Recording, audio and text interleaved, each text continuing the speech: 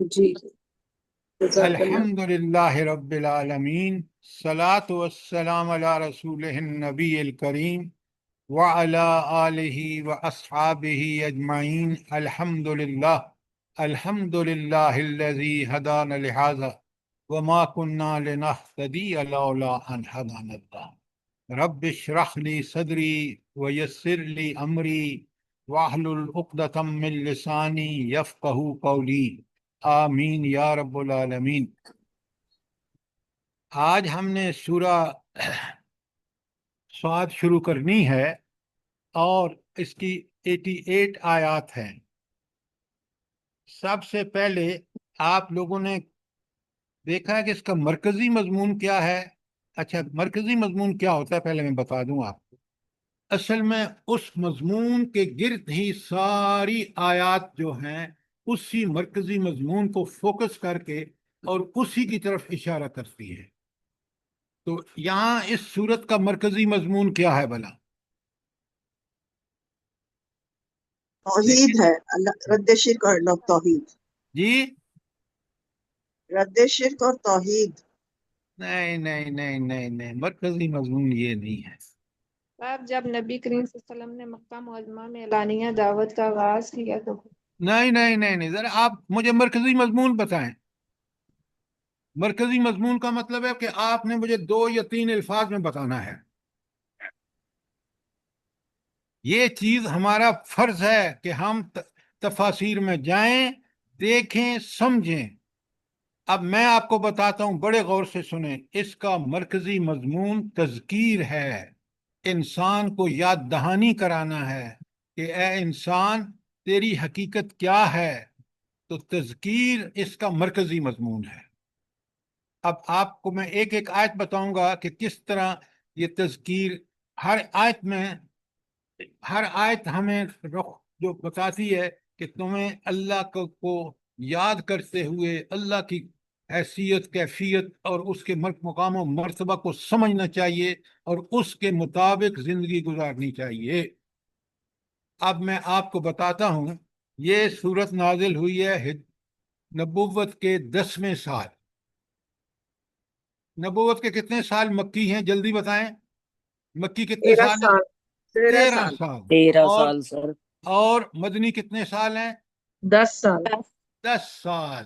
تو یہ 10ویں سال مکے میں نازل ہوئی ہے۔ اس کا مطلب ہے کہ کافر جو تھے وہ اپنا ٹل لگا رہے تھے، پورا زور لگا رہے تھے۔ نبی کریم صلی اللہ علیہ وسلم، صحابہ اور صحابیات ڈٹ کے مقابلہ کر رہے تھے، اور وہاں تذکیر کی انتہائی ضرورت تھی تاکہ وہ لوگ اس وقت اور قیامت تک آنے والے لوگ اس تذکیر کو سامنے رکھیں گے، پھر وہ اپنی زندگی ٹھیک گزاریں گے۔ آپ ذرا بڑے غور سے سنیں اور اپنا پین اور کاپی ساتھ رکھیں۔ پہلی آیت ہے سواد، یہ تو حروف مقطعات ہیں میں سے ہے۔ والقرآن ذی ذکر، قسم ہے یا گواہی ہے نصیحت بھرے قرآن کی۔ اچھا، تو اب ذی ذکر کے وہی تذکیر کہ یاد دہانی کرائی جا رہی ہے، کس کے ذریعے؟ اچھا، ایک اور بات، یہ جو والقرآن ذی ذکر پہلی آیت ہے، یہ قسم ہے، تو مجھے یہ بتائیں کہ اس کا مقسم بھی کون ہے؟ کس حوالے سے یہ قسم اللہ تعالیٰ نے کیا شہادت پیش کی ہے؟ جلدی بتائیں۔ بل الذین کفروا فی عزت و شقاق۔ بالکل غلط، بالکل غلط۔ اور مقسم علیہ کیا ہے مقسم علیہ؟ قرآن ہے۔ ذی ذکر سچی ذی ذکر شاباش۔ اصل میں خود قرآن جو ہے اس کے بارے میں جب اللہ تعالیٰ گواہی پیش کر رہے ہیں یا قسم بتا رہے ہیں تو اس کا مطلب یہ ہے کہ آگے کہیں نہیں ہے، تو خود قرآن کے بارے میں یہ قسم کھائی گئی ہے۔ تو مقسم بھی جس کے لیے قسم کھائی گئی ہے وہ خود قرآن ہے، کیونکہ جو آیت آپ پڑھ رہے ہیں وہ مقسم بھی نہیں ہے۔ پہلی بات، اگر کوئی سوال ہو تو ضرور کریں۔ جی آپ نے پوچھا تھا نا مقسم الہی، تب میں نے وہ بولا تھا، آپ نے ابھی بولا مقسم بھی۔ مقسم بہی ذی ذکر ہے۔ اچھا، اب بڑے غور سے سنیں، یہ کس بارے میں یاد دہانی ہے؟ قرآن کس بارے میں یاد دہانی ہے مجھے بتائیں، کیونکہ ذی ذکر ہے نا، کہ نصیحت بھرے قرآن کی قسم یا گواہی، تو یہ ذکر یاد دہانی کون سی ہے، نصیحت کون سی ہے؟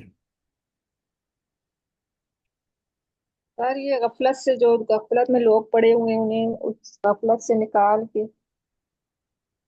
نہیں، یہ آپ جو ہے نا، آپ کی رائے ٹھیک نہیں ہے، بڑے غور سے سنیں۔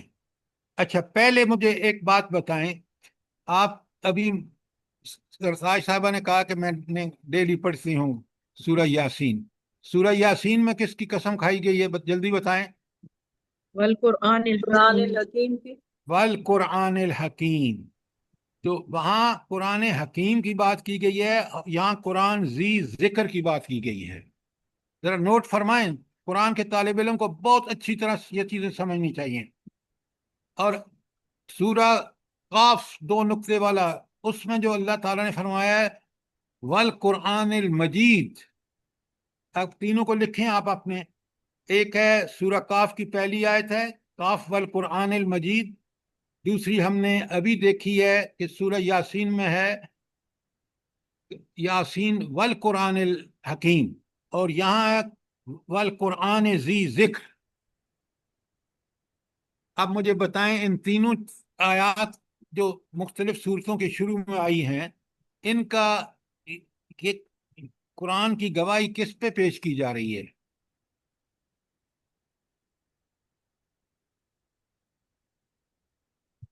یہ ہے وہ کام جو ایک طالب علم کو کرنا چاہیے۔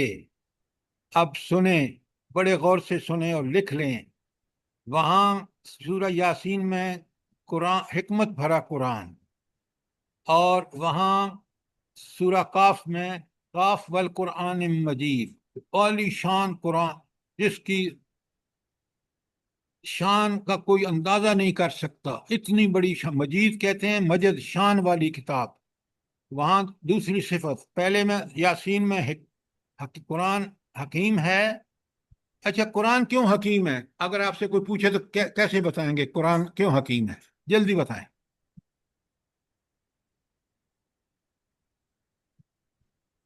آپ بڑے سر غور اس کی سے، اللہ حکمت تعالیٰ سے کی بنا ہوا ہے۔ صفت بھی حکیم ہے، تو اس کا جو کلام ہے وہ بھی حکمت سے لبریز ہے، اس کیوں حاکم کا کلام حکم۔ کیوں حکیم ہے؟ اللہ تعالیٰ تو سر حکیم ہے۔ ہماری فطرت کے ہماری فطرت کے اس پہ پورا ہے نا اب کرتے بڑے غور سے سنیں اور اس بات کو سمجھیں، حکیم اللہ تعالیٰ کی صفت ہے، کلام بھی اللہ تعالیٰ کا ہے، لہذا کلام کی بھی صفت حکیم ہے، کیونکہ اس ہستی جو خود حکیم ہے اس کا کلام بھی یقیناً حکمت بھرا ہے۔ یہ ہے جواب۔ اچھا، ان کا حکیم، وہ آپ کہتے ہیں کہ آپ اللہ تعالیٰ کو کہ ان کا حکیم مجید، تو اللہ تعالیٰ بھی مجید ہے اور اس کا کلام بھی شان والا ہے۔ وجہ، خود جس کا کلام ہے وہ کیونکہ شان والا ہے، لہذا کلام بھی شان والا ہے۔ بات سمجھ آ رہی ہے کہ نہیں آ رہی؟ جی جی سر، جی پوری سر۔ اچھی طرح سمجھیں، نہیں سمجھ آ رہا تو سوال کریں۔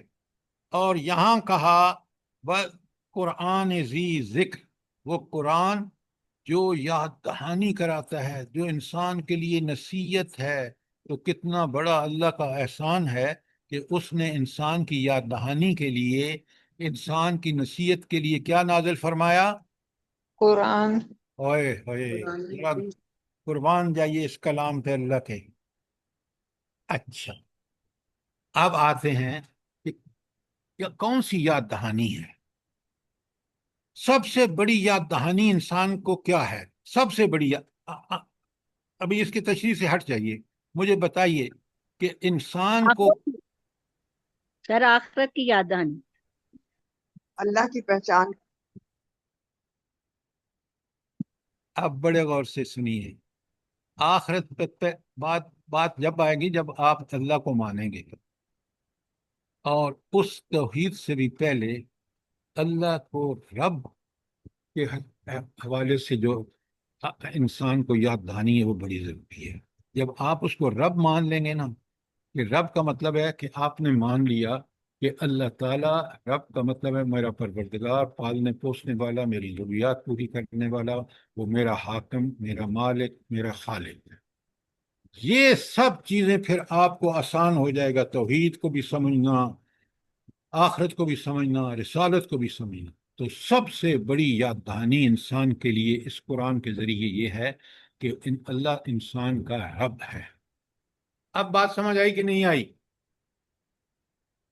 جی سر، جی جزاک سر اللہ۔ جی۔ یہ بڑی سمپل بات ہے، لیکن اصل بات یہ ہے کہ انسان کو یہ یاد دہانی کہ تو اس رب کا بندہ ہے، غلام ہے، تیرا کام یہ ہے کہ ہر جگہ، ہر وقت، ہر حالت میں اسی کا حکم ماننا، کیونکہ وہ تیرا رب ہے۔ اب سنیں اور کیا کیا یاد دہانیاں قرآن کراتا ہے۔ سب سے پہلے یاد دہانی تو میں نے آپ کو بتایا کہ اللہ تعالیٰ انسان کا رب ہے۔ اچھا، اس کا اعتراف کہاں کیا ہے ہم نے؟ بتائیں قرآن میں کہ اس کا اعتراف انسان نے کیا ہے۔ سب انسانوں کی روح کو اللہ نے جمع کیا اور ان سے کیا سوال کیا؟ جلدی الستو بتائیں۔ بربکم، الستو بربکم قالوا الستو بربکم، کیا میں تمہارا رب نہیں ہوں؟ قالوا بلا، سب نے بیک آواز کہا ہاں آپ ہی ہمارے رب۔ یہ ہے وہ یاد دہانی۔ جب میں نے رب مان لیا تو رب کا، اس کے رب ربوبیت کے تقاضے پورے کرنا میرے لیے لازم اور میرا فرض ہے۔ بات کو پوری طرح گہرائی میں سمجھیے۔ اب اس کی یاد دہانی کہ وہ آخرت بھی ایک حقیقت ہے، اس بات کی یاد دہانی قرآن کا تھا کہ جزائے عمل، برا عمل کرو گے اس کی سزا بھگتو گے، اگر توبہ کر کے نہیں، تم نے توبہ تو نصوح نہیں کی، اگر تم نے نیک عمل کیے تو جنت اللہ تعالیٰ تمہیں دے گا، اس کے حقدار بن جاؤ گے۔ دوسری یاد دہانی۔ تیسری، رسولوں کو جھٹلانے کا برا انجام۔ پہلی یاد دہانی کہ اللہ رب ہے، دوسری یاد دہانی کہ سزا اور جزا لازم ہو کر رہے گی۔ تیسری لکھیں، تیسری یہ ہے کہ رسولوں کو جھٹلانے کا برا انجام۔ یہ قرآن نے کہاں یاد دہانی کرائی ہے؟ جلدی بتائیں۔ سورت اعراف، سورت شعراء، سورت ہود میں، اور شاباش، سورت قصص میں۔ شاباش، ایکسیلنٹ۔ اب آپ نے بات بالکل ٹھیک کی کہ یہ یاد دہانی قرآن میں پوری مکی صورتوں میں یہ تین تو آپ نے بتائی ہیں، باقی ابھی آئے گا، اسی میں بھی آئے گا۔ کل سر ہم نے یہ تیسرا دوبارہ کل ہم نے ختم کی ہے نا سورہ صافات، وہاں بھی انبیاء کا ذکر تھا، آج اس میں بھی آگے ذکر آئے گا۔ ہاں جی، کیا سوال کر رہے تھے آپ؟ سر یہ تیسرا پوائنٹ بتا دیں، رسولوں کی نافرمانی۔ پر اللہ تعالیٰ کی یاد دہانی آ رہی ہے کہ کس طرح اللہ نے عذاب نازل فرمایا ان لوگوں پر جنہوں نے انبیاء کا کہنا نہ مانا، اور کس طرح اللہ نے ان کو بچا لیا جنہوں نے اللہ کے انبیاء پر ایمان لا کر اس کے مطابق زندگی گزاری۔ بات سمجھ آ گئی کہ نہیں آئی؟ جی سر الحمدللہ۔ یہ تذکیر ہے، اس میں جس مرکزی مضمون ہے دیکھیں، اور پھر ساری اس جو آسمانی کتابیں ہیں اس میں اللہ تعالیٰ کی ربوبیت اور تقوی کا حکم ہے، نمبر 4۔ اور نمبر 5 قرآن نے بار بار یاد دہانی کرائی ہے کہ یہ شیطان کیا ہے بلا؟ کیا ہے شیطان؟ انہ لکم عدو مبین۔ عدو مبین۔ اب ہم نے اسی سے، مسلمانوں نے دوستی کر رکھی ہے، حکمرانوں نے دوستی کر رکھی ہے اپنے عدو مبین سے۔ جس نے دوستی کی اس نے تو صاف اللہ تعالیٰ کے سامنے ایک بتایا، چیلنج کیا کہ میں ان کو جہنم میں لے کے جاؤں گا۔ تو جہنم کس سے بھری جائے گی؟ شیطان اور اس کے پیروکاروں سے۔ یہ ساری یاد دہانیاں 5 کی 5 اسی آیت والقرآن ذی ذکر کی تشریح ہے۔ اب سمجھ آئی یہ بات کہ نہیں آئی؟ اور جی یہ سر 5 دوبارہ جی سر جی کیا دوبارہ؟ چوتھا پوائنٹ سر تو تو آپ یہ جب 5 سوتے ہوئے کیوں بیٹھتے ہیں جب میں یہ کہتا ہوں لکھی ہیں، میں پینسل لے کے لکھی ہیں، میں کہتی ہوں ایک دفعہ ریپیٹ ہو جائے۔ نمبر 1 انسان کا رب اللہ تعالیٰ ہے، یہ یاد دہانی۔ نمبر 2 اعمال کی جزا اور سزا، نیک اعمال پر جزا اور برے اعمال پر سزا۔ نمبر 3 رسولوں کو جھٹلانے والے کس طرح تباہ ہوئے، قرآن نے سورتوں کا نمبر آپ کو پتہ چل گیا۔ نمبر 4 ساری آسمانی کتابوں نے اللہ تعالیٰ واحد کی بندگی اور صلاح اور اللہ تعالیٰ نے تقوی کی تعلیم دی ہے ان کے ذریعے۔ اور آخری بات، شیطان تمہارا سری دشمن ہے، عدو مبین ہے۔ اب سمجھ آ گئی بات آپ کو؟ جی یہ ہے تذکیر، یہ ہے یاد دہانیاں جو قرآن بار بار اپنے پڑھنے والوں کو کہتا ہے، اور یہ ہے وہ تذکیر۔ اچھا ایک اور بات بڑی مزے کی سنیے اور اس کو سمجھیے ذرا۔ آپ یہ دیکھیں کہ تمام انبیاء کی دعوت کا جو خلاصہ ہے نا سورہ آراف میں، وہ انبیاء کی دعوت کیا ہے؟ بڑے آسان ہے، اگر آپ اس کو سمجھیں نا۔ دعوت یہ ہے کہ یا قوم اعبدوا اللہ ما لکم من الہ غیرہ۔ اپنی قوم سے ہر نبی ایک ہی بات کہتا ہے، اور یہ بات ہر آیت ریپیٹ ہو رہی ہے۔ یا قوم، اے میری قوم کے لوگو، اعبدوا اللہ، اللہ کی عبادت کرو، ما لکم من الہ غیرہ، اس کے علاوہ تمہارا کوئی الہ نہیں ہے، کوئی معبود نہیں ہے۔ اچھا یہ کس میں تھا؟ سورہ آراف میں، لکھ لیں۔ اور سورہ ہود میں اگر آپ جائیں اور دیکھیں کہ ہر نبی کیا کہہ رہا ہے؟ لا تعبدوا الا اللہ، اللہ کے علاوہ کسی کی عبادت نہ کرو۔ دونوں میں کیا فرق ہے؟ یا قوم اعبدوا اللہ ما لکم من الہ غیرہ، اور دوسری جو سورہ ہود میں لا تعبدوا الا اللہ، دونوں میں کیا فرق ہے؟ سر ایک ہی بات ہے دونوں میں۔ شاباش، ایک ہی بات ہے، بالکل۔ آپ نے دیکھیں انبیاء کی کس طرح دعوت ایک ہی ہے۔ اور سورہ شورا میں کہا، بڑے غور سے سنیے اور سمجھیے بات کو، سوال آ رہا ہے۔ سورہ آراف میں ہر نبی کہہ رہا ہے اپنی قوم سے فاتقوا اللہ واطیعونی، اللہ کا تقوی اختیار کرو اور میری جو ہے اطاعت کرو۔ اب یہ 3 دعوت کے الفاظ ہیں جو قرآن میں آئے ہیں ہر نبی کے۔ پہلا سورہ آراف میں یا قوم اعبدوا اللہ ما لکم من الہ غیرہ، اور سورہ ہود میں لا تعبدوا الا اللہ، اور سورہ شورا میں فاتقوا اللہ واطیعونی۔ اب ذرا مجھے بتائیں تینوں میں کوئی فرق ہے؟ جلدی بتائیں۔ نہیں سر سر، ایک بات ہے ساتھ میں۔ ہاں، تقوی بھی تو عبادت ہے نا، کہ برائی کو چھوڑ کر نیکیاں کرنا عبادت ہے۔ اور اس عبادت کا نمونہ کون ہے؟ نبی صلی اللہ علیہ نبی وسلم۔ کریم ہاں، نبی انبیاء ہیں، اطیعونی، میری اطاعت کرو، کیونکہ میں وہ کام کر رہا ہوں جو اللہ چاہتا ہے۔ تو آپ کو پوری طرح یہ جو میں نے آپ کے سامنے 5 نقطے رکھے ہیں، قرآن ذی ذکر اور سارے انبیاء کی دعوت کا خلاصہ ہم نے سمجھ لیا۔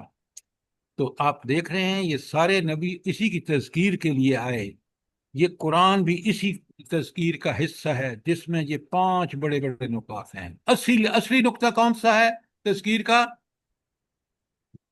جلدی بتائیں۔ صرف اللہ کی عبادت۔ اللہ رب ہے، اللہ رب ہے، لکھیں۔ اللہ رب رب مانا تو پھر عبادت، پھر اس کی پروردگاری، پھر اس کا مالک حاکم ہونا سب ثابت ہو گیا۔ اللہ رب ہے، یہ سب سے بڑی تذکیر ہے۔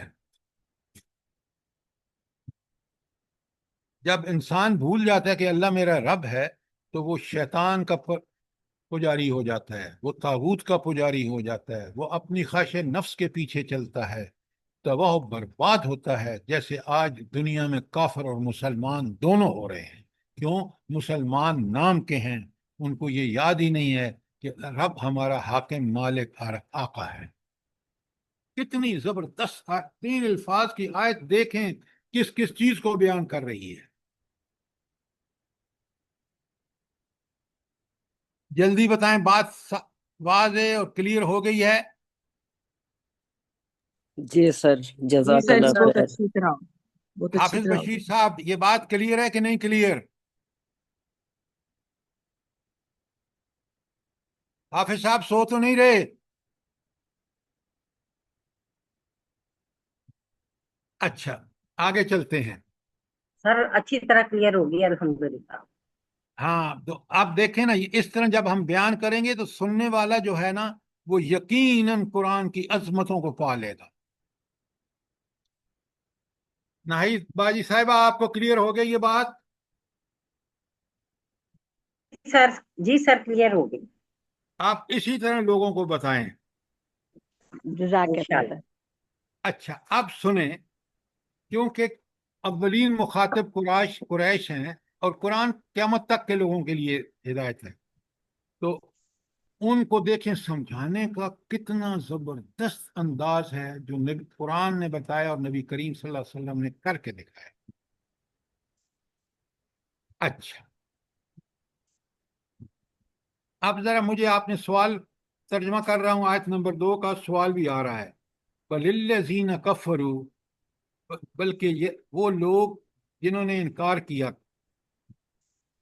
फी इज्जत व शिकाक, वो सख्त तकब्बर और जिद में है।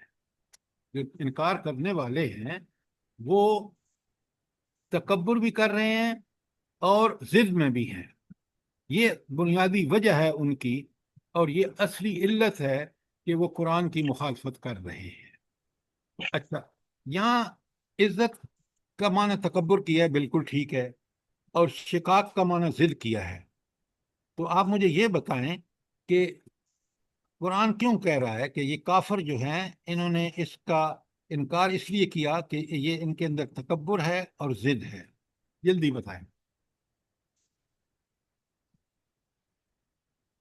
अब सुने बड़े गौर से, कुरान को हमेशा पढ़ें समझ कर, और फिर देखें अल्लाह ताला किस तरह हमारे सीने को खोलता है।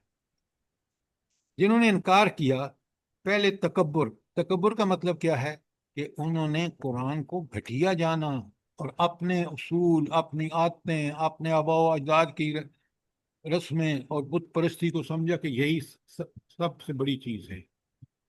और कुरान जी जिक्र जो पहली आयत में वो जो याद दहानियाँ कुरान करा रहा है वो कितनी बरहक हैं। सारी बातें इंसान की ऐन फितरत के मुताबिक हैं, लेकिन ये काफिर जो है इसने इसका इनकार इसके लिए कि इस उस हक को जो अल्लाह ने भेजा, खुद हक है, उसकी किताब हक है, उसको उन्होंने घटिया जानकर उसका इनकार किया। तो उसके इनकार की वजह तकब्बुर है, जो खुद कुरान की अपनी दावे के खिलाफ है। कुरान हक है इसलिए कि नाजिल करने वाला हक है, और उस नाजिल करने वाले ने हक नाजिल करके, और फिर ये काफिर जो हैं ये जब इनकार कर रहे हैं तो उस हक को ये घटिया समझते हैं, नाउजुबिल्लाह, इसलिए वो तकब्बुर में है और जिद में है। शिकाक, जिद, तो जिद काफिरों की क्या थी? देखे ना, ये है फहम कुरान। सर जी कि हम इस नबी को कभी भी जो है वो नहीं मानने से मानेंगे, इनकार क्योंकि करें। यतीम वही इंसान यतीम है और इस पर नबूवत नाजिल हुई, तो हम जैसे बड़े सरदारों पर क्यों नहीं नाजिल ना नहीं हुई? नहीं नहीं नहीं नहीं नहीं, वो बात अपनी जगह आगे आ रही है। असल में जिद इस बात की थी कि वो जो बुराइयां कर रहे थे, वो जो हराम खा रहे थे, वो जो बुतों की पूजा कर रहे थे, वो उसकी जिद थी उनकी। वो एक अल्लाह की इबादत करें, तो जिद में उसको इनकार कर दिया उस खालिक, मालिक, राजिक और हाकिम को मानने के लिए। ये जो आप बात कह रहे हैं वो बात आगे अलग आई है, लेकिन जिद किस बात की? कि जिद इस बात की कि जो बुराइयां, जो खबासतें कर रहे हैं جو شرک کر رہے ہیں، بتوں کی پوجا کر رہے ہیں، اس کی ضد میں آ کے انہوں نے اس حق کا اور اس نبی کا انکار کیا۔ بات سمجھ آئی ہے کہ نہیں ام عبداللہ؟ جی جی سر، جزاک اللہ خیر۔ اچھا، کوئی سوال آج؟ تو ان کے اندر گھمنڈ تھا کہ قرآن تو نعوذ باللہ کوئی ایسا ہی کلام ہے، ہم نے تو پہلے باتیں نہیں سنی جو یہ نبی فرما رہے ہیں، لہٰذا انہوں نے گھمنڈ کیا، تکبر کیا، اور ضد میں نے آپ کو بتایا ہے کہ کیونکہ وہ بتوں کی پوجا پتہ نہیں کیا کیا گندگیاں کر رہے تھے، قرآن ان سے روک رہا تھا، اس لیے وہ ضد میں آ گئی۔ اب قرآن دیکھیں، تذکیر ہے نا، یاد دہانی ہے۔ آیت نمبر 3 میں کہہ رہا ہے قاضی اللہ تعالیٰ، کم اہلکنا من قبلہم من قرن، ان سے پہلے ہم نے کتنی ہی قوموں کو ہلاک کر چکے ہیں۔ تاریخ کو نہیں دیکھتے کہ وہ سارے لوگ جنہوں نے ان انبیاء کی مخالفت کی، جو تکبر اور ضد میں اڑے رہے اور اللہ نے مہلت دی اس کے باوجود، تو پھر اللہ نے ان کو کس طرح مٹایا، کس طرح ان کو تباہ برباد کیا۔ کم اہلکنا من قبلہم من قرن، کتنی قومیں ہیں جو ہم اس سے پہلے ہلاک کر چکے ہیں۔ فنادو، تو وہ چیخ و پکار مچانے لگے۔ کب؟ جب عذاب آیا نا، اب وہ سمجھے کہ اوہ یہ انبیاء جس کی وارننگ دے رہے تھے وہ آ گیا، اب وہ چیخ و پکار مچا رہے ہیں کہ اللہ ہمیں بچا۔ فنادو، تو وہ چیخ اٹھے، ولا آتا ہین مناس، مگر وہ وقت بچنے کا نہیں تھا، وہ نجات کا، چھٹکارے کا وقت نہیں تھا، وہ تو عذاب کا وقت تھا۔ نے کوئی فائدہ نہیں دیا۔ تو یہ ہے انجام کن لوگوں کا؟ جو اللہ کے نبی کے لائے ہوئے قرآن اور اللہ کے نبی کی تکذیب کریں۔ آج پاکستان میں ہم عملاً کر رہے ہیں۔ کاش میں اور آپ سمجھیں بات کو، وہ ہماری مائیں بہنیں بوڑھے بچے جو فلسطین اور غزہ میں شہید ہو رہے ہیں، ہمیں مسلمان ہوتے ہوئے بھی ملکوں کے حکومتیں اجازت نہیں دیتی کہ آپ ان کے لیے مظاہرے ہی کریں، آپ ان کے لیے فنڈ جمع کریں، ان کو بھیجیں، وہ بھوک سے مر رہے ہیں۔ کتنا بڑا امتحان ہے ہمارا، اور کتنی بڑی لاپرواہی ہے ہماری۔ سوچیں، 1000 دفعہ سوچیں۔ جبکہ ہمیں ان ساری آیات جو قرآن اگر پڑھے نا تو پھر ہمیں سمجھ آئے کہ اللہ نے تو ان قوموں کو برباد کر کے رکھ دیا، لہذا ہم بھی ذرا ہوش میں آئے۔ بتائیں تذکیر ہے یا نہیں؟ 3 آیتیں میں نے پڑھی ہیں ابھی تک۔ بالکل سر، صحیح سر، کہہ رہے ہیں، بالکل بالکل اللہ صحیح ہے اکبر۔ حال۔ اب سنیں آیت نمبر 4 کیسی تذکیر ہے۔ وَعَجَبُوا، ان کو بڑا تعجب ہوا، ان جاءہم منذر منہم، کہ ایک ڈرانے والا، ایک نبی مبعوث ہوا خود انسانوں انہی میں سے۔ یہ نبی کریم صلی اللہ علیہ وسلم کی بعثت کی بات ہے کہ عربوں میں وہی شخص اللہ نے بھیجا جو خود ان کے اندر پیدا ہوا، اور نبوت سے پہلے اس کو کیا کہتے تھے؟ یہ صادق بھی ہے اور امین بھی ہے۔ اب سنیں، یہ تو اللہ تعالیٰ کس طرح تذکیر کر رہا ہے، ذرا نوٹ فرمائیں کہ عجبوا ان جاءہم منذر منہم، ان لوگوں کو اس بات پر بڑا تعجب ہوا کہ ایک ڈرانے والا خود انہی میں سے آیا۔ وقال الکافرون، اور وہ جو اس نبی کے منکر تھے انہوں نے کیا کہا؟ ھذا ساحر کذاب، یہ جادوگر بھی ہے اور جھوٹا بھی ہے۔ اچھا، یہ ایک بات بتائیں، میں نے آپ کو بتایا ہے، پہلے میں آپ نے پہلے سمجھا ہے کہ نہیں، مجھے یہ بتائیں کہ نبی کریم صلی اللہ علیہ وسلم کو جادوگر کیوں کہتے تھے؟ سر قرآن کی ہر آیت میں اتنا ربط ہے، اتنا ربط ہے، اور اتنا اثر ہے، اتنا اثر ہے کہ وہ لوگ خود بخود مائل ہو جاتے تھے حضور صلی اللہ علیہ وسلم کی بات سننے میں۔ اور وہ پھر اس اثر سے وہ اسلام قبول کر لیتے تھے، اس لیے انہوں نے کہا کہ یہ تو جادوگر ہے کہ اپنی طرف مائل کر لیتا ہے۔ بات آپ کی ٹھیک ہے، لیکن آپ نے بیان کرنے میں ٹھیک سے بیان نہیں کی، کیونکہ قرآن خود ان کی زبان میں نازل ہو رہا تھا۔ ہم تو جب تک عربی نہ سمجھے نا تو ہمیں قرآن سمجھ نہیں آتا، یا ترجمے کو پڑھیں غور و غوض سے، پھر اس کو اس میں فکر کریں، تدبر کریں، تو بات بالکل سمجھ آتی ہے کہ یہ تو بات ہمارے دل کی ہے، ہماری فطرت کے مطابق ہے۔ تو ان کے تو زبان میں قرآن اتر رہا تھا۔ اب جب وہ اس قرآن کو پڑھتے سمجھتے تو وہ بالکل مسلمان ہو جاتے۔ تو کافروں نے سوچا کہ ہم کہیں کہ یہ جادوگر ہے، کیوں کہ اس کلام میں اگر سنیں گے تو تم پر جادو ہو جائے گا اور تم اپنے باپ دادا کے دین سے برگشتہ ہو جاؤ گے، تم بتوں کی پوجا چھوڑ دو گے، تم وہ ساری جو برائیاں کر رہے ہو تمہیں چھوڑنی پڑیں گی۔ لہٰذا وہ نبی کریم صلی اللہ علیہ وآلہ وسلم کو جادوگر کہہ کے تو وہ قرآن کے قریب تک نہ پھٹکیں جو باقی لوگ ہیں، یہ تھا ان کا مدعا، اس لیے آپ کو جادوگر کہتے تھے۔ بات سمجھ میں آ گئی؟ جی سر، جزاک اللہ سر۔ قرآن آپ یقین مانیں، جو شخص اس کو سمجھ کے پڑھے گا وہ بالکل اس بات کا اعتراف کرے گا کہ قرآن پر حق ہے۔ ذرا تذکیر دیکھیں کس طرح ہماری ہو رہی ہے۔ تو کافروں نے پہلا کہا کہ یہ جادوگر ہے، کیوں اس طرح یہ الزام کرنے سے لوگ قرآن کے قریب نہیں جائیں گے کیونکہ جادوگر ہے، اور پھر ساتھ ہی کہہ دیا کہ جھوٹا ہے۔ اب خود اپنی بات کو جھٹلا رہے ہیں، کیونکہ نبوت سے پہلے کیا کہتے ہیں؟ یہ صادق ہے، اور اب نبوت کے بعد کیا کہہ رہے ہیں؟ کذاب، بڑا جھوٹا ہے، نعوذ باللہ من ذالک۔ تو یہ قرآن سے عوام کو برگشتہ کرنے کے لیے قریش کے لیڈروں کی ایک سازش تھی۔ اب بات سمجھ آ گئی کہ نہیں آئی؟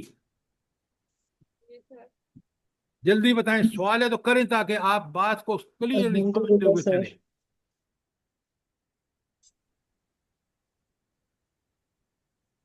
تو آپ نے دیکھا کہ قرآن کس طرح ایک منظر ہے، تنبیہ اور تذکیر کا کس طرح حق ادا کر رہا ہے کہ اگر تم اس کو جٹلاؤ گے تو تمہارا حال بالکل ان سابقہ قوموں کی طرح ہوگا، نعوذ باللہ۔ اب سنیں ان کا پروپیگنڈا کیا تھا تاکہ وہ قرآن سے لوگوں کو دور کر سکیں۔ آیت نمبر 5 میں اللہ تعالیٰ فرماتے ہیں اجعل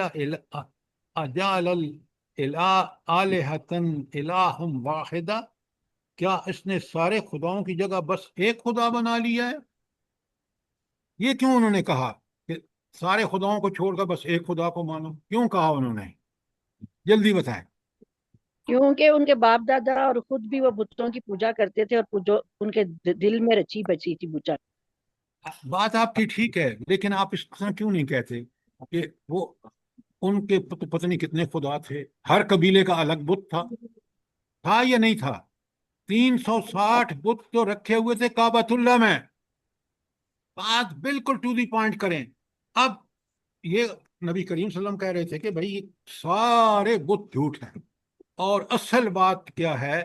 اصل بات صرف اور صرف یہ ہے کہ اللہ ایک ہی واحد ہے جس کی عبادت کی جائے گی۔ ابھی میں نے انبیاء کی دعوت کا خلاصہ آپ کو بتایا کہ سارے انبیاء نے کہا کہ یا قوم اعبدوا اللہ ما لکم من الہ غیرہ۔ ذرا ان سب چیزوں کو سامنے رکھ کے قرآن کو پڑھے نا تو بالکل قرآن کا میسج جو ہے، پیغام صاف واضح۔ اجعل اللہ آلہۃ الہ واحدہ ان ھذا لشیء عجاب۔ یہ تو بڑی عجیب بات ہے۔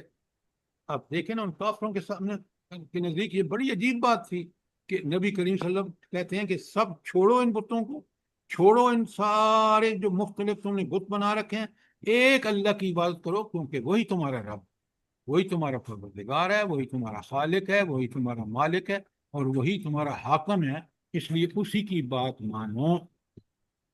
اچھا، اب سنیں کہ کس قدر وہ ڈھیٹ تھے، کس قدر وہ پرعزم تھے کہ ہم نے تو ان بتوں کی پوجا کرنی ہے اور نبی کریم صلی اللہ علیہ وسلم اس کی بات نہیں ماننی۔ حالانکہ عقل جو اللہ نے دی ہے آپ اس کو استعمال کریں، اور آپ قرآن پڑھ کے اور کسی تعصب کے بغیر سمجھیں تو یقین مانیں انسان سمجھتا ہے کہ قرآن ہی حق ہے۔ اب اللہ کہتے ہیں کہ دیکھو کتنے بدبخت تھے لوگ، ان کے لیڈروں کا طرز عمل دیکھیں، کیا کہتے ہیں؟ وَانْطَلَقَ الْمَلَأُ مِنْهُمْ أَنِ امْشُوا وَاصْبِرُوا عَلَىٰ آلِهَتِكُمْ۔ سرداران قوم یہ کہتے ہوئے نکل گئے کہ چلو اور ڈٹے رہو اپنے معبودوں کی عبادت پر۔ ذرا غور فرمائیں کتنے پرعزم تھے کہ انہوں نے ایک اللہ جو واحد ہے، جو پروردگار ہے، رب ہے، خالق مالک رازق اور حاکم ہے، اس کی عبادت نہیں کرنی، بلکہ ہم تو ڈٹ کے ان بتوں کی پوجا کریں گے۔ یہ مخالفت کا انتہا دیکھیں۔ اللہ تعالیٰ فرماتے ہیں ان ھذا لشیء یراد، یہ بات تو کسی اور ہی غرض کے لیے کہی جا رہی ہے۔ نبی کریم صلی اللہ علیہ وسلم فرما رہے ہیں ان کا تو کوئی مقصد ہی کچھ اور ہے، لہذا تم بس ڈٹے رہو ان بتوں کی پوجا پر، اپنی ان شرک اور ظلمات کے اندھیروں میں جس کے لیے نبی آیا تمہیں نکالنے کے لیے، اس کی بات مت سنو، تم ڈٹے رہو۔ کس پہ ڈٹے رہو؟ اپنے آبائی دین پر ڈٹے رہو، اور یہ جو کوششیں کر رہا ہے اس کو بالکل لفٹ مت کرو۔ آپ سنیں ان کے دلائل بھی اس شرکیہ بت طرز زندگی کو جاری رکھنے کے لیے کس قدر وہ پرعزم ہیں۔ کہتے ہیں آیت نمبر 7 میں ما سمعنا بہذا فی الملت الآخر، یہ باتیں تو زمانہ قریب کی ملت میں کسی سے نہیں سنی، کہ ہمارے باپ دادا تو ہم نسلوں سے پوج کر رہے ہیں بتوں کو، اور اتنے بت جمع کر لیے ہیں کہ 360 کعبۃ اللہ میں رکھے ہیں، اور ہر خاندان کا، ہر قبیلے کا بت جدا ہے۔ اور تو ما سمعنا بہذا فی ملت الآخر، اور ہم نے یہ بات قریب کے ملت میں کبھی نہیں سنی، ان ھذا الا اختلاق، مگر یہ ایک من گھڑت۔ تو اب آپ ذرا غور فرمائیں کہ کس قدر غلط بات ہے۔ کہتے ہیں کہ یہ نبی کریم صلی اللہ علیہ وآلہ وسلم جو کہہ رہے ہیں یہ من گھڑت ہے، انہوں نے خود گھڑ لیا ہے، حالانکہ وہ ساری رسمیں ان کی اپنی من گھڑت ہیں، ورنہ وہ حضرت ابراہیم کی اولاد ہیں۔ کعبۃ اللہ تعمیر کرنے والے ابراہیم علیہ السلام اور ان کے بیٹے حضرت اسماعیل علیہ السلام کس قدر موحد تھے، انہوں نے آگ میں گرنا پسند کر لیا، پھینکنا پسند کر لیا، لیکن انہوں نے بتوں کی توڑ تاڑ کے رکھ دی۔ یہ لوگ دیکھیں انہی کی اولاد ہیں، زمانے کے گزرنے کے ساتھ وہ کس قدر بت پرست ہو گئے ہیں۔ ذرا نوٹ فرمائیں قرآن کیسے تذکیر کر رہا ہے ان کی، کیسے ہمارے سامنے وہ حقائق پیش کر رہا ہے۔ کوئی سوال آیت نمبر 7 تک؟ شاباش جلدی کریں۔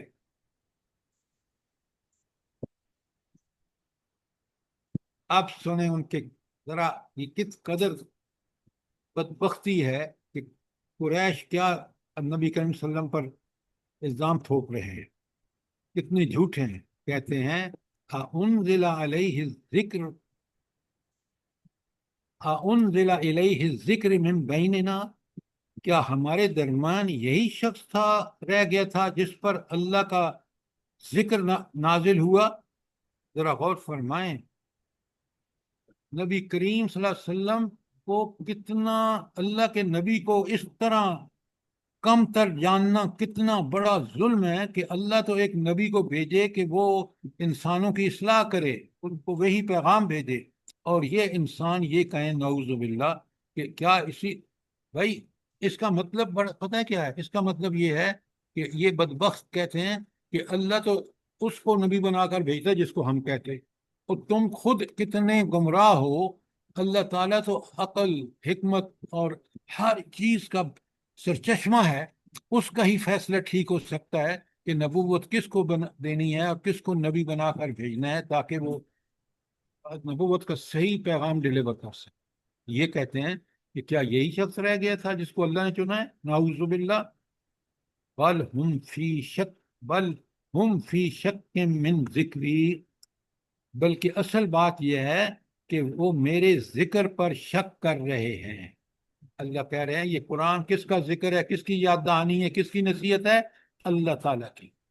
اور اس پر جو شک کرے گا وہ تباہ و برباد ہوگا. اللہ تعالیٰ آگے کہتے ہیں، یہ آیت کا ٹکڑا میں ترجمہ کر رہا ہوں اور آپ نے مجھے بتانا ہے کہ اس کا پچھلے سے کیا تعلق. بل لما یذوقوا عذاب. ہاں، تو یہ ساری باتیں اس لیے کر رہے ہیں کہ انہیں میرے عذاب کا مزہ ابھی چکھا نہیں. کیا مطلب ہے اس کا؟ آپ پیچھے پڑھ جیسے کے کہ پچھلی قوموں پر عذاب آئے تو ابھی ان پر وہ عذاب نہیں آیا، ابھی انہوں نے وہ مزہ ہی نہیں چکھا، تو اگر آ گیا تو ان کا بربادی ہو جائے گی، تباہی ہو جائے گی. بات ذرا دوسرے انداز میں کریں نا. بات آپ کی ٹھیک ہے کہ اگر انہوں نے جس کو یہ کہہ رہے ہیں نا کہ یہی آدمی رہ گیا تھا جس پر اللہ تعالیٰ نے ذکر نازل فرمانا تھا، یہ اس وقت اس الزام اور اعتراض کا جواب ان کو پتہ چلے گا جب اللہ ان پر عذاب نازل کرے گا. بل لما یذوقوا عذاب، یہ ساری باتیں اس لیے کر رہے ہیں کہ انہوں نے میرے عذاب کا مزہ نہیں چکھا. اور عذاب کا مزہ اس کو چکھنا پڑتا ہے جو مہلت کے باوجود بھی انبیاء کی بات نہ مانے. اور ہم سب دیکھ چکے ہیں پوری ان تینوں صورتوں میں جن انبیاء کا ذکر ہے کہ ان کی قوموں کو کافروں کو جنہوں نے نہیں مانا کس طرح اللہ کا عذاب پڑھ چکے ہیں. قوم نوح، قوم عاد، قوم سمود، قوم فرعون وغیرہ. تو قریش کے جو سردار تھے نا، اور یہ آپ دیکھیں ذرا غور کریں قرآن کتنا بڑا. آج بھی معاشرے میں یہ جو اسٹیبلشمنٹ، نام و نہاد اسٹیبلشمنٹ ہوتی ہے نا، یعنی جو پاور کا مرکز ہوتے ہیں. اور آپ کو پتہ ہے پاکستان میں کون پاور کا مرکز ہے، اور پھر اس کے نیچے جن کو وہ فارم 47 پر لے کے آتے ہیں، کس قدر لٹیرے ڈاکو ثبوت شدہ ان کو جب آپ دیتے ہیں تو وہ پھر اللہ کے دین کے ساتھ بالکل ایسا ہی سلوک کرتے ہیں جیسا قریش کے ان سرداروں نے کیا. اب ان کی یہ جو رعونت ہے نا، رعونت کیا تھی کہ اللہ نے اس یتیم شخص کو نبی بنا کے بھیج دیا. حالانکہ یہاں تو بڑے بڑے سردار تھے، طائف کے دیکھیں سردار ہیں، خود مکے میں سردار ہیں. تو اللہ نے کیا یہی بندہ رہ گیا تھا جس کو نبی بنا کے بھیجتا؟ نعوذ باللہ. حالانکہ آپ سمجھیں کہ وہ رب ساری خوبیوں کا سر چشمہ ہے، تو اسی کا فیصلہ برحق ہوگا.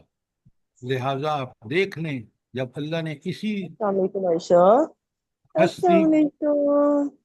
ساجدہ صاحبہ آپ ذرا مائک کو بند کریں، ذرا آپ غور سے سنیں کہ اللہ تعالیٰ نے اس نبی کو جب سلیکٹ کیا تو آپ دیکھ لیں 13 سال کے بعد مدینے میں حکومت کا قیام، اور اس میں 10 سال مدینے کے دیکھ لیں پورا جزیرۃ العرب میں اسلام وہ دین بن گیا تھا جس کو یہ سارے اعتراض اس کے خلاف تھے. 8 ہجری میں تو مکہ بھی فتح ہو گیا. لہذا اللہ کتنی پیاری بات کہہ رہے ہیں کہ ان کے اس رعونت کا جواب کہ ہم انہم خزائن رحمت ربک، کیا ان کے پاس رب کے خزانے ہیں؟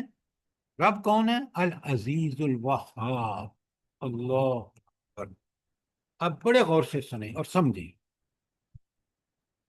یہ جو رحمت کے خزانے ہیں ان کا سب سے بڑا انسان پر اللہ تعالیٰ کی کیا رحمت ہے؟ جلدی بتائیں. سب سر رحمتوں کی اسلام کا نازل کیا جانا. ہدایت پا لینا، قرآن کو سمجھ جانا، اطاعت رسول صلی اللہ علیہ وآلہ وسلم کا لینا. نبی صلی اللہ علیہ وآلہ وسلم کی بے ست سب سے بڑا انعام ہے. کیوں؟ آپ تشریف لائے، اللہ تعالیٰ نے آپ کے ذریعے وحی بھیجی، اور پھر اس وحی کے نتیجے میں یہ سارا انقلاب آیا۔ جو جو ان رحمتوں کا مالک ہے نا، اس کا فیصلہ برحق تھا، اور وہ العزیز ہے، وہ الوہاب ہے۔ دو نام کیوں آئے ہیں؟ بڑے غور سے سنیں، سمجھیں اور سوال کریں۔ العزیز اس لیے کہ اس کا فیصلہ نافذ ہو کر رہتا ہے، اور کوئی اس میں مداخلت نہیں کر سکتا۔ آپ اللہ تعالیٰ نے نبی کریم صلی اللہ علیہ وسلم کو بھیجا، وہ فیصلہ نافذ ہو کے رہا۔ یہ سارے مکے کے کافر جن کے اوپر ساری آپ کے پاس تفصیل آ چکی ہیں، کس طرح 8 ہجری میں فتح مکہ کے دن کس طرح نبی کریم صلی اللہ علیہ وسلم کے سامنے نظریں جھکائے کھڑے تھے۔ اللہ کا فیصلہ کہ نبی غالب رہے گا، نبی کے ساتھ اللہ کی نصرت اور تائید ہوتی ہے، ہوئی، اور وہ نبی کامیاب ہو کر 8 ہجری میں اسی مکہ جہاں سے اس کو قتل کرنے کے منصوبے بن رہے تھے، وہاں جب 8 ہجری میں داخل ہوا تو مکے والے سارے کے ساروں نے سرنڈر کر دیا اس کے ساتھ۔ تو پہلی بات، وہ العزیز ہے، اس لیے کہ اس کا فیصلہ نافذ ہو کے رہتا ہے۔ آپ دیکھ لیں دنیا میں آج تک، دیکھ لیں فرعون کو، دیکھ لیں مشرف صاحب کو، دیکھ لیں آج امریکہ کو، دیکھ لیں انشاءاللہ آپ یہود کو بھی دیکھیں گے۔ ابھی ہمارا امتحان ہے، اور اس میں اللہ کرے کہ ہم عقل آ جائے۔ اور الوہاب، الوہاب کا اردو میں ترجمہ ذرا مشکل ہے، لیکن ہم کہیں گے فیاض، جو نیکیوں کو بخشنے والا، نیکیوں کی توفیق دینے والا۔ تو اللہ جس بندے کو چاہتا ہے، اور اس کو چاہتا ہے جو نیک ہو، کیونکہ اللہ تعالیٰ کے نزدیک سب سے پسندیدہ بندہ کون ہے؟ جلدی بتائیں۔ ان اکرمکم عند اللہ اتقاکم۔ اللہ، کیوں نہیں آپ کو یاد ہے؟ قرآن کے طالب علم کو تو دیکھیں نا، اللہ کا سب سے پسندیدہ وہ ہے جو متقی ہے۔ تو اللہ فرماتے ہیں کہ اللہ جس بندے کو چاہتا ہے اپنی بخششوں سے مالا مال کر دیتا ہے۔ یہ تو آپ کو اور مجھے انشاءاللہ جب اللہ تعالی ہمیں جنت عطا فرمائے گا تو ہم دیکھیں گے کہ وہ نعمتیں کتنی عظیم بخشش ہیں اس اللہ کی۔ وہ الوہاب ہے، اس نے محمد رسول اللہ صلی اللہ علیہ وآلہ وسلم کو وہ عزتیں بخشی کہ آج میں اور آپ ہر نماز کے اینڈ پر درود پر بھیجتے ہیں اس نبی صلی اللہ علیہ وآلہ وسلم۔ سوچیں ذرا، قیامت تک کلمہ پڑھنے والا کہے گا لا الہ الا اللہ محمد رسول اللہ، سبحان اللہ بحمدہ، سبحان اللہ۔ ذرا ان چیزوں کو جوڑے نا کہ اللہ کتنا، یہ العزیز کا مفہوم کیا ہے، الوہاب کا میں اور آپ اپنی زندگیوں میں دیکھیں کہ اس کے کس طرح فیصلے ماضی میں نافذ ہوئے ہمارے بارے میں، اور کتنی اس کی بخششیں ہیں ہمارے اوپر۔ سب سے بڑی بخشش یہ ہے کہ ہم قرآن کو پڑھ کے سمجھ کے اس پر عمل کرتے ہیں، یہ اس کا سب سے بڑا کرم ہے۔ اب انسانوں کی بے بسی اور منکرین پر طنز کی آگے آیت 10 سنیں۔ ام لہم ملک السماوات والارض وما بینہما، کیا زمین و آسمان اور اس کے درمیان کی ہر چیز کے وہ مالک ہیں، یا اللہ مالک ہے؟ یقیناً العزیز مالک ہے۔ فَلْيَرْتَقُوا فِي الْأَسْبَابِ، اگر ان کے پاس ہے نا کوئی طاقت زمین و آسمان میں تو پھر کیا کریں؟ فَلْيَرْتَقُوا فِي الْأَسْبَابِ، اچھا تو عالم اسباب کی بلندیوں پر چڑھ کر دیکھیں۔ کیا مطلب ہے؟ طنز کر رہے اللہ تعالیٰ کہ اگر تم میں کوئی طاقت ہے نا جو تم اپنے آپ کو اتنے بڑے سمجھتے ہو، تو ذرا بلندیوں پہ چڑھ کے دیکھو تو صحیح، اللہ تعالیٰ کی قدرتوں کو دیکھو، کہکشاؤں کو دیکھو، سولر سسٹم کو دیکھو، نباتات کو دیکھو، جمادات کو دیکھو، حیوانات کو دیکھو، خود اپنی پیدائش کو دیکھو، اپنی صلاحیتوں کو دیکھو۔ لقد خلقنا الانسان فی احسن تقویم، یہ ساری چیزیں تمہیں بتائیں گی اس رب کے کوئی اس کی برابری نہیں کر سکتا، وہ تنہا اس کے لائق ہے۔ یہی ہے وہ یاد دہانی جو ان آیات میں کی جا رہی ہے۔ اور پھر اللہ تعالیٰ فرماتے ہیں جندن ما ہنالک محزون من الاحزاب، یہ تو جتھوں میں سے ایک چھوٹا سا جتھا ہے جو اسی جگہ شکست کھائے گا۔ کیا مطلب ہے؟ اللہ اکبر، آپ نے دیکھا کہ وہ جو اس وقت مشرکین کا جتھا تھا، قیامت تک آنے والے جو جتھے ہیں جو اللہ کے دین کے خلاف چلیں گے، اللہ ایک دن ان کو ذلیل و رسوا کرے گا۔ یہ اللہ کی سنت ہے، لیکن ہم انسان چاہتے ہیں کہ یہ اللہ فوراً نہیں، یہ دنیا دار الامتحان ہے اور دار الجزا آخرت میں ہے، لہذا دنیا میں بھی اللہ ظالموں سے، آج بھی دیکھیں فرعون کی ممی کس طرح مصر کے زو میں پڑی ہے، کس طرح اللہ تعالیٰ نے مشرف صاحب کو عبرت بنایا یہاں پر۔ اللہ ہر آدمی کو جو ظالم جابر ہوتا ہے اس کو عبرت بنا کے چھوڑتے ہیں۔ آج دیکھیں وہ امریکہ جو دنیا میں اب جس کی وہ دعوے کرتا تھا کہ میں سپر پاور، آج کس طرح بے بسی کا ہمارے سامنے اللہ تعالیٰ اس کو پیش فرما رہے ہیں۔ لوگوں، اس رب کی قدرتوں کا احساس کر کے ہم اسی کی عبادت کریں، اسی کے سامنے جھکیں، اسی کو اپنا حاکم، خالق، مالک، رازق مانیں۔ یہ ذات دہانی ہے، یہ تذکیر ہے جو آپ دیکھ رہے ہیں۔ ان میں سے ایک ایک آیت کے اندر تو آج جو رسول اللہ صلی اللہ علیہ وسلم کے مقابلے میں متکبر بنے ہوئے ہیں یعنی قریش، ان قریب وہ وقت آئے گا جب وہ حق و باطل کی جنگ کا میدان گرم ہوگا، اس وقت ان منکرین کا لشکر بالکل بے وقت ثابت ہوگا۔ وہ لشکر کب بے وقت ثابت ہوا ہے؟ فتح جلدی مکہ بتائیں۔ فتح مکہ کے وقت کس طرح وہ کھڑے ہیں اور بھیک مانگ رہے ہیں رحم کا، کس سے؟ محمد رسول اللہ صلی اللہ علیہ وسلم سے، جس کو جب 13 سال نبوت کے ہوئے تو مکہ سے ہجرت حال میں کی کہ آپ کو قتل کا منصوبہ ایگزیکیوٹ ہونے جا رہا ہے۔ تو اللہ تعالیٰ فرماتے ہیں کہ اسی طرح یہ لشکر جس نے پہلے شکست کھائی قوم نوح کے، قوم عاد، قوم سمود، قوم فرعون، یہ لشکر بھی شکست کھائے گا قریش کا، اور پھر قیامت تک اسی طرح اللہ کے مخالفین اور نبی کریم صلی اللہ علیہ وسلم کے منکر جو ہیں وہ ان چیزوں سے دوچار ہوں گے۔ یہ تھی آیت 11 تک، اور آپ نے دیکھا مرکزی مضمون کیونکہ تذکیر ہے تو ہر آیت اب اس تذکیر کے پہلو سے آپ دیکھ لیں، قرآن کا کمال یہی ہے۔ کوئی سوال، کوئی چیز جو کلیئر نہ ہو، یہ آیت 11 میں نے آپ کے سامنے رکھی ہے۔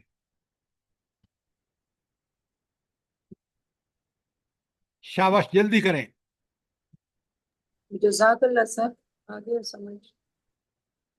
اچھا، اب یہ جو آیت 12 سے 16 تک، باقی آگے بھی آیات ہیں، ان میں ذکر ان قوموں کا کے انجام سے باخبر کیا گیا ہے جنہوں نے رسولوں کو جھٹلایا، اور اس 12 سے 14 آیات میں ایک قوم نوح کو کس طرح اللہ تعالیٰ نے برباد کیا، قوم عاد کو، قوم فرعون کو، قوم سمود کو، قوم لوط کو، اور اصحاب الایکہ کو۔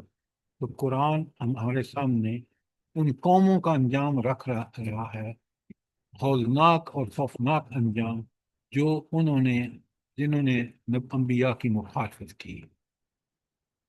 تو کل انشاءاللہ اس پہ پڑھیں گے، ان کو سمجھیں گے، اور اللہ تعالی ہمیں اس کو پڑھنے، سمجھنے اور اس پر عمل کرنے کی توفیق عطا فرمائے۔ آمین۔ آمین ثم آمین۔ سر اللہ پاک ہم لوگوں کو معاف کر دے، ہم لوگوں سے جو بھی کوئی غلطی ہو جاتی ہے۔ بس اللہ تعالی ہمیں توبہ استغفار کی توفیق عطا فرمائے۔ آمین ثم آمین۔ ڈاکٹر صاحبہ، ڈاکٹر مقبول صاحبہ، بات سمجھ میں آئی کہ نہیں آئی؟ جی سر، میں نے ابھی جوائن کیا ہے، کچھ مصروفیت ہو گئی تھی تو آج آپ ابھی اس کو لیکچر ضرور، سنوں گی آپ کا آپ سنیں ضرور اس کو، آڈیو کو، انشاءاللہ سر۔ ویڈیو کو، بہت کمال ہر صورت کمال کی ہے، ہر آیت کمال کی ہے، لیکن کاش ہم اس کو پڑھیں، سمجھیں، غور و فکر کریں تھے۔ جی سر سر جی جو بالکل کل کا لیکچر انشاءاللہ ہمارا تھا وہ پورا ریکارڈ نہیں ہوا، وہ یوٹیوب پہ میں نے دیکھا ہے تو وہ آخری آیات تو اس میں نہیں آیا ہوا، کیا وجہ ہے؟ ریکارڈ کیوں نہیں ہوئی بھائی؟ پورا ہو گیا جی؟ یہ کہہ رہے ہیں کہ پورا ریکارڈ ہوا ہے۔ نہیں سر جی میں نے تو سنا ہے اس کو کل، پھر دوبارہ آیا ہوا تو نہیں پتا، میں نے کل پورا سنا ہے تو وہ آخری آیات نہیں ہے اس میں۔ سنو بکواس اپنا جو تم کارنامے کرتے ہو، دوبارہ ذرا فرمائیں۔ جی سر جی میں نے کل پورا سنا ہے، جو آخری آیات ہم نے پڑھی ہیں وہ نہیں ہے اس میں۔ کیا جواب ہے تمہارا؟